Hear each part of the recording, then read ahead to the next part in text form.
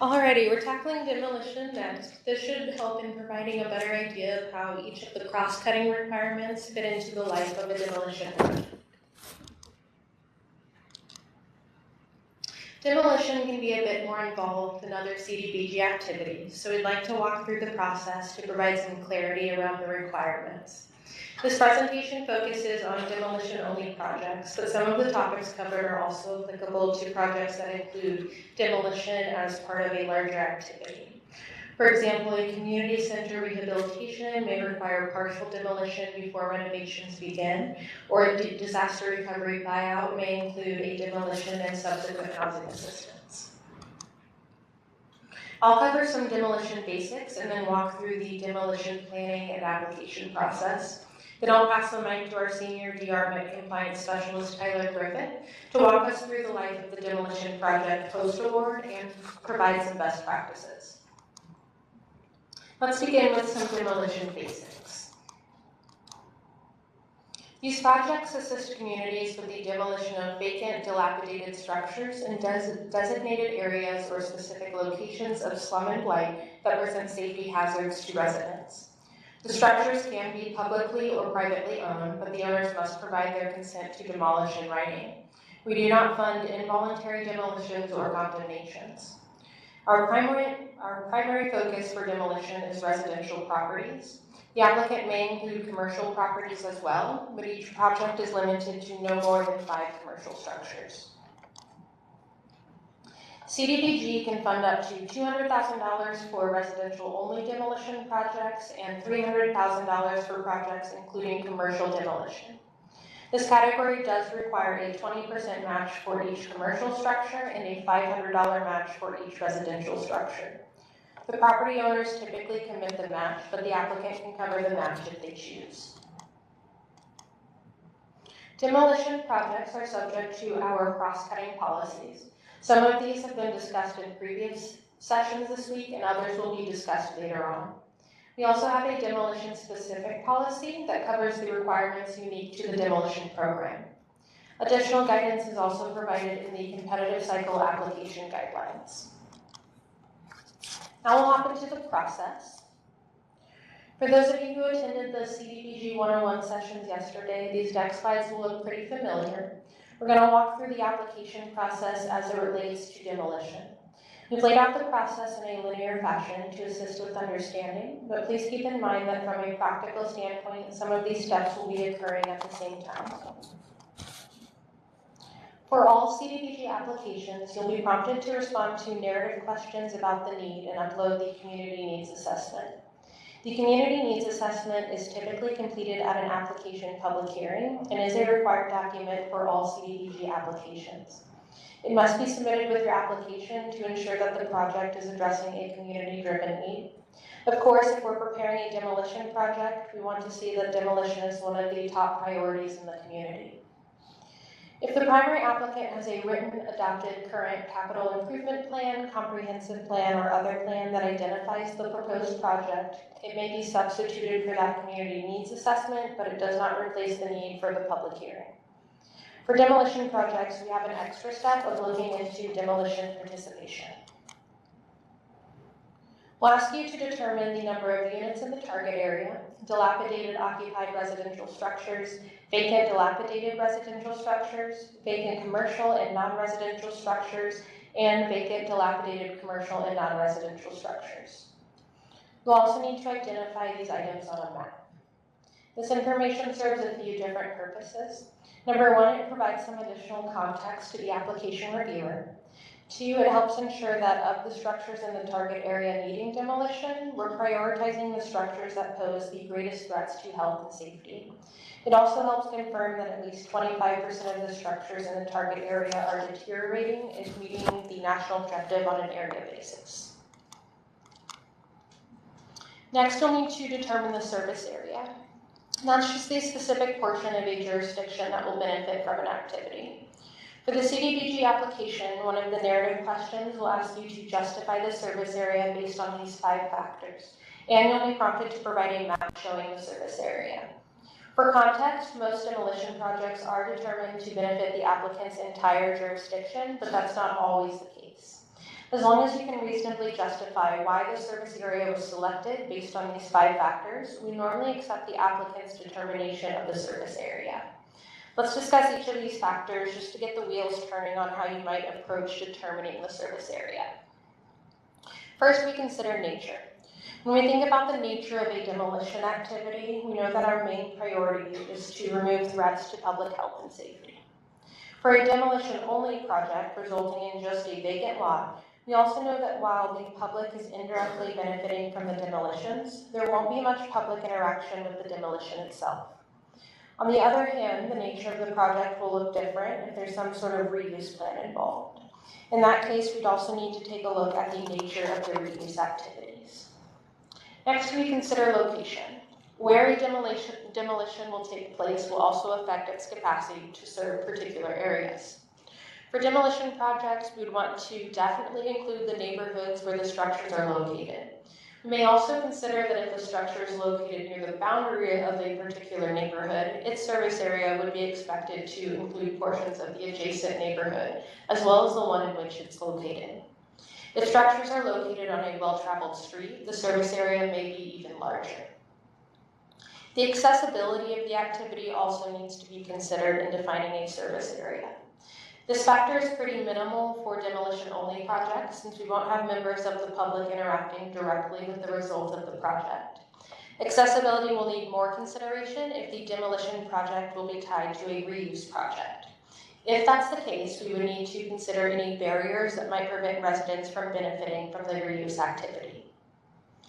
The nature, location, and accessibility of comparable facilities and services is also considered when defining a service area. Again, due to the nature of demolition-only activities, this factor doesn't need much consideration for demolition projects. We would again have to think more about it if the demolition was tied to a reuse project. And lastly, we consider fit. Even though demolition projects must meet the slum and blight national objective, we do still have to report income data to HUD. Because federal regulations require that census data be used to the maximum extent feasible for determining the income of persons residing in a service area, the boundaries of the service area determined by the subrecipient for the activity need to be compared with the boundaries of census divisions. The census divisions that best fall within the service area should be used for defining the service area for purposes of reporting on the activity and for calculating the percentage of LMI persons. While this means that the census divisions chosen for this purpose may exclude some limited number of persons that are in the actual service area or include some who are not, the practicality of using that census data will override unless the proportion of persons excluded or included is too large. As with any CDBG project, the applicant must be eligible to apply based on our eligibility criteria. For demolition projects, we also have to consider property eligibility. The owner or owners must provide their consent to demolish in writing. A sample demolition consent form is available on our website and must be signed by all owners. The structure must be vacant for at least 12 consecutive months, and we need to see proof of that in the form of a letter from a utility company. Since demolition projects are able to assist private owners, there's a greater risk for conflicts of interest. The demolition application will prompt you to upload a list of the applicant's current employees and elected officials to ensure no actual or perceived conflicts exist.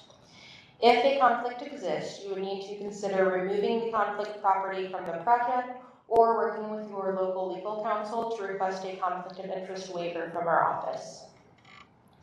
Additionally, the applicant must confirm with a title company that the title company is of the opinion of clear title. Tyler will discuss this requirement in more detail later. Lastly, consider a blight declaration. Demolition activities must eliminate slum and blight, and this can be done on an area basis or a spot basis. If qualifying under area basis, the designated area in which the activity occurs must meet the definition of a slum, blighted, deteriorated, or deteriorating area under state and local law.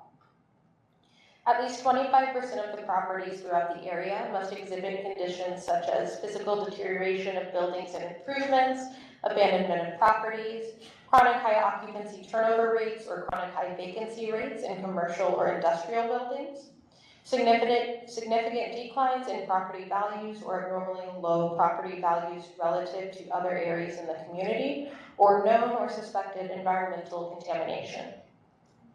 Documentation must be maintained on the boundaries of the area and the conditions that qualify the area at the time of its designation. The designation of an area as slum or blighted must be redetermined every 10 years for continued qualifications.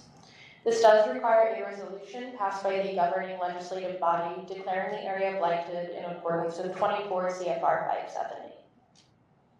If qualifying under spot basis, the activities must eliminate specific conditions of blight or physical decay on a spot basis. This would require documentation of the building code level of violation or applicable occupancy or habitability designation or code violation in a manner consistent with local ordinance. Eligible demolition activities typically include clearance and demolition, administration, demolition inspection, asbestos removal, and other professional services. Other activities that are technically eligible but not usually approved under our Missouri CDBG program would be acquisition, audit, site prep, legal, and lead-based paint risk assessment. Next, you'll need to select a grant writer or grant administrator. Before procuring for any services, the applicant should ensure that local procurement and conflict of interest policies exist. If utilizing CDBG funds for grant administration, you have 3 options. Option 1, the applicant could utilize current applicant staff or hire a new staff member. Option 2, the applicant could partner with a regional planning commission or council of governments as a sub-applicant to provide activity delivery. In that case, the applicant must be a dues-paying member of the RPC for at least 12 consecutive months before applying. The RPC must prepare the application and be listed as a sub-applicant, and only ADCs may be incurred, which requires some additional documentation when submitting funding requests. Option 3 is to competitively procure and select a private administrator, regional planning commission, or council of governments. To avoid conflicts of interest, we do recommend procuring for grant writing and grant administration concurrently when taking the procurement route. Make sure the contract clearly separates the writing and administration scopes and includes a contingency clause if CDBG funds will be used. If pre-selecting an administrator and intending to use CDBG funds, you will be asked to provide procurement documentation in order to receive a CDBG debar check approval letter. That letter and the executed contract must be submitted with the CDBG application. If you don't intend to use CDBG funds, we still recommend uploading some sort of documentation to show that you pre-selected so that you get some credit for project readiness during the scoring process. But in that case, the applicant would be free to procure according to their local procurement policy and state statute. As a reminder, in order to avoid conflicts of interest, administrators may not assist communities with a procurement process that they intend to submit a proposal for. You may provide them with contact information for your assigned compliance specialist, and then the compliance specialist will assist them with the procurement process. For any local government staff in the room, we'll also have a procurement training later this week. You may also consider procuring for a title company, demolition inspector, and asbestos inspector pre-award. Please ensure that you are following proper procurement requirements if you intend to utilize CDBG funds for any of these services. Tyler will discuss these requirements in a bit, and we have a thorough procurement training tomorrow. Every project is subject to ER requirements once the initial application public hearing takes place. Some applicants may wish to begin that environmental review before CDBG grant approval, but this is not required. While allowable, if the applicant wishes for those costs to be eligible for CDBG funding, then they must procure for this service in accordance with the CDBG or local procurement requirements, whichever is stricter. If the project is not awarded by CDBG, then any cost associated with completing that environmental review prior to the grant award date are the responsibility of the primary applicant. You'll need to obtain the FEMA floodplain map. After obtaining that map, please contact our ER team if the project lies in a floodplain or floodway, as there are additional restrictions on activities in these areas. Keep in mind that if the property does fall in the floodplain or floodway, a restrictive covenant will need to be recorded later on to prevent future developments. All demolition projects must also undergo the state-level historic preservation review in collaboration with SHPO. Next, you'll complete the budget package. And there are really five major items to consider here. First, we look at cost effectiveness. So we think, would a prudent person spend this amount on the project? Then we consider CDBG as a gap financing program, meaning that we only step in to fill gaps in financing after all other options are considered. As part of the application review process, the applicant will be asked to provide various financial statements and an explanation of previous steps taken to address the need. We have a thorough financial forms training available on our website to assist with that section. Then you'll need to consider match. Any match contributions from the applicant, private entities, or other state and federal agencies must be committed to in writing at the time of application. For match contributions from the property owner, we do recommend including the match commitment on the owner's consent form to streamline the documentation process. For any match contributions from the applicant, we recommend including the commitment in the resolution to apply. You also need to consider consistency throughout the application and supporting documentation. You won't have a PER or BAR with demolition projects to compare the cost summary to, but you should have an independent cost estimate from a qualified professional. Please ensure that the budget on the cost summary, projected expenditures form, and independent cost estimate match. And last, you'll consider application and activity maximums. We already discussed the application maximums, so we'll jump into activity maximums next. Professional service fees can be included on top of the grant maximum, but are also subject to certain activity caps. The administration maximum listed here is for demolition projects under our annual competitive cycle. For anyone managing demolitions tied to flood buyouts under our disaster recovery program, the administration maximum would be 1% of the total CDBG budget. As with all projects, the CDBG maximum for a cultural resource survey is $5,000, but this must be done via an amendment request post-award, and demolition inspections are capped at $425 per unit. These maximums cannot be used as the only basis for determining compensation for professional services. Additionally, these are maximums for the award. We only reimburse actual incurred cost. If actual incurred costs come in below the award amount, the subrecipient would be expected to de-obligate remaining funds. Next, you'll complete a cost summary. In this cost summary, you'll break the budget down into CDBG eligible activities and list the proposed funding for each. The template is provided here. In the first column is a list of activities. Professional service activities and demolition activities are listed for you, so you shouldn't need to list any additional activities for demolition projects. In the CDBG funds column, you'll enter the amount of CDBG funds that you're requesting for each activity, keeping allowable maximums in mind. Next, we complete the matching funds columns. Matching funds are required for demolition projects, so at a minimum, you should have the required match listed here. To ensure adequate citizen participation, please ensure that all civil rights documentation is on file before the application public hearing. These items will include a fair housing ordinance, excessive use of force policy, four-factor analysis, Section 504 self-evaluation, and Section 504 grievance procedures at a minimum. Then you can hold the application public hearing and adopt your resolution to apply. Please keep in mind that the project is subject to NEPA requirements once the public hearing occurs. Regardless of funding source, we cannot allow conducting or contracting for asbestos abatement or demolition services until the environmental review is complete and the AUGF has been issued. The Competitive Cycle Application Companion Guide includes a step-by-step guide on how to pull required data from the census website. When obtaining data, please make sure you're using the census data that corresponds with the current HUD LMI data. For example, the current HUD LMI data right now covers 2016 through 2020, so we're currently looking at the corresponding 2020 census data. CDBG sample forms are available on the CDBG webpage. Once everything is prepared, please complete and submit the application via Submittable. A link is provided on our website under Opportunities to Apply. Once the application is submitted to our office, it undergoes an accuracy review to ensure information is complete, accurate, and consistent. The applicant is given a brief window to submit revisions.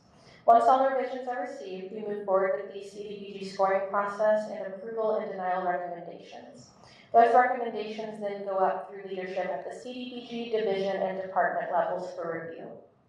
Once a final determination is made, we notify the applicant of the decision. I'll now pass it over to Tyler to cover the post-award life of the demolition project.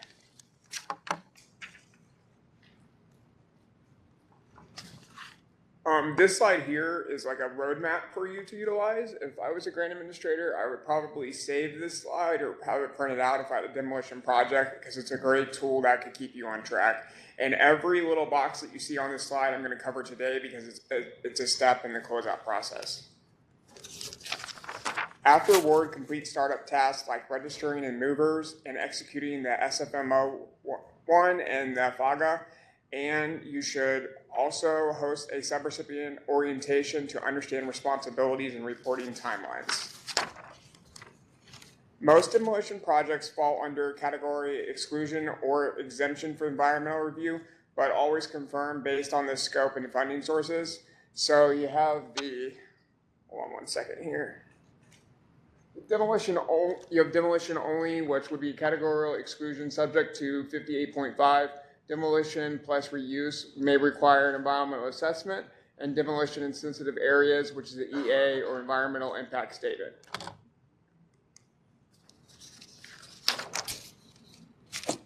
You should procure the title companies using proper procurement methods. Micro purchase or small purchase can be used depending on the cost. Ensure prices are reasonable.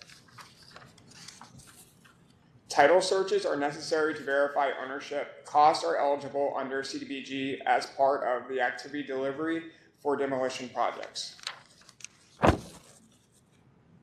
CDBG funds cannot be used to perfect a title. However, there are other steps grant administrators can take to assist with perfecting the title. If there is found to be a bank lien or on any property, we will need a letter from the bank authority, vice president, or president on the bank letterhead to verify they are okay with the demolition of the property. Same thing goes for credit card or hospital liens, even though these may be a little bit more challenging, as they normally won't talk directly to consultants and will require speaking with the property owners exclusively. All local taxes should be paid on all properties before they can be allowed to be demolished. A unique solution that we've seen in the past is subrecipients use establishing a clear title for the property by entering into an agreement with the property owner to forgive the back taxes contingency upon the property owner participating in the CDBG project to have the dangerous blighted building demolished. However, the property must have a clear title before we pay out any funds.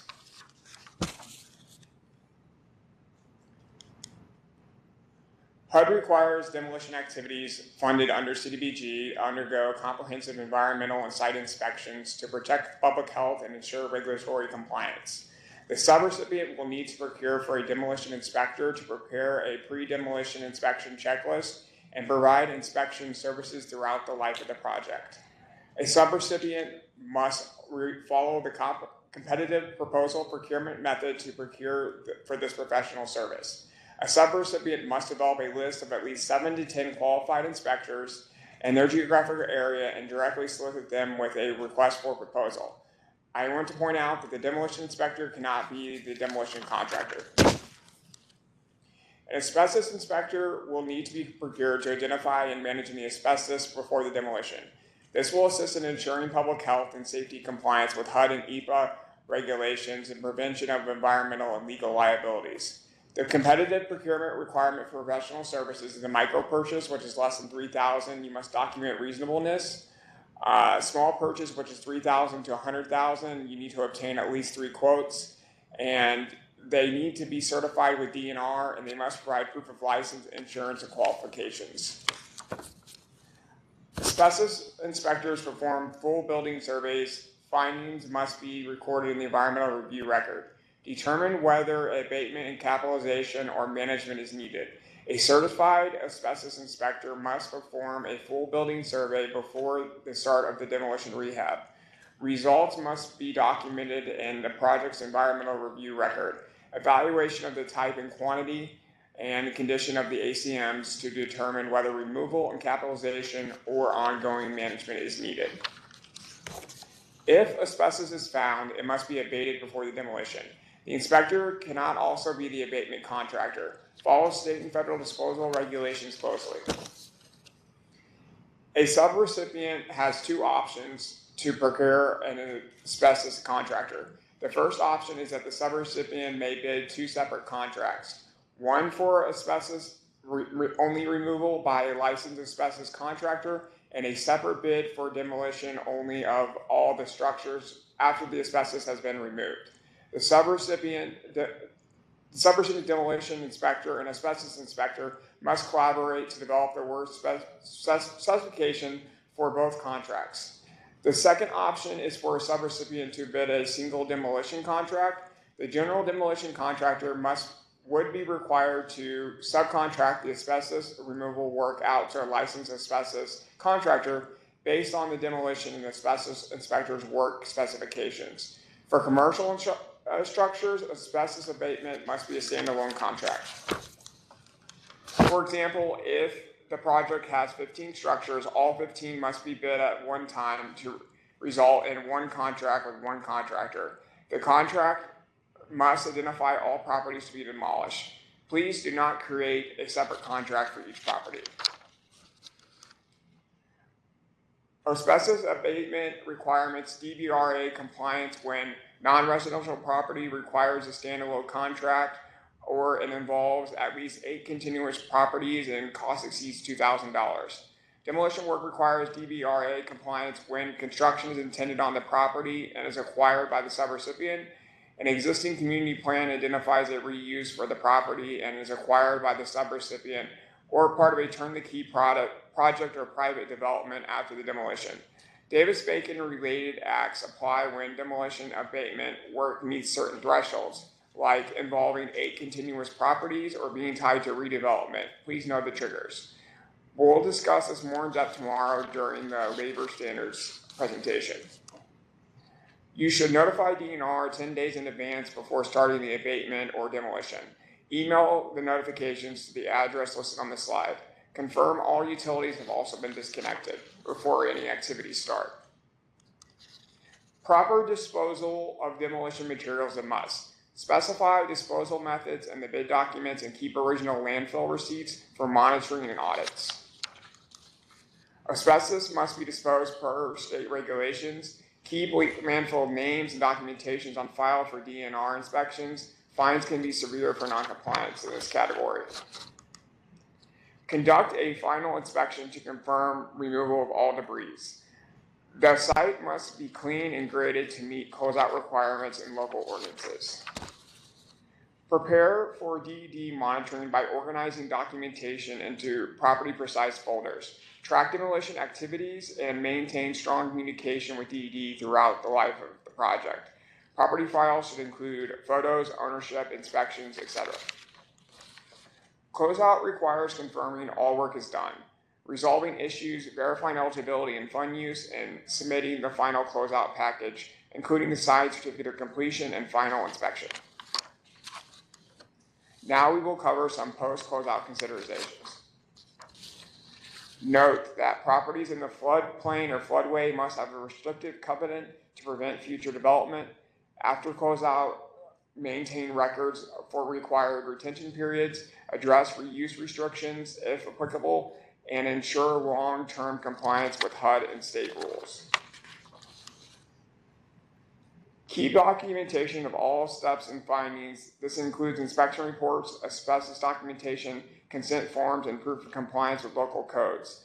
The record retention documentation should include documentation demonstrating cross-cutting compliance, photographs of documentation of property pre- and post-demolition, proof of ownership and clear title, local unsafe building ordinances, subrecipient official determination that condition of the structure violates the local dangerous building code or nuisance ordinance criteria, documentation indicating the structure was vacant for 12 months or longer, owner's consent form, demolition inspection write-up, asbestos inspection report, DNR asbestos abatement notification, DNR demolition notification, landfill disposal receipt, certificate of completion, documentation of final actual use of property, demolition tracking sheet. Some best practices include early communication with owners, documenting every step of the way, and ensuring staff and contractors understand all compliance requirements and you should also be using the demolition tracking sheet consistently.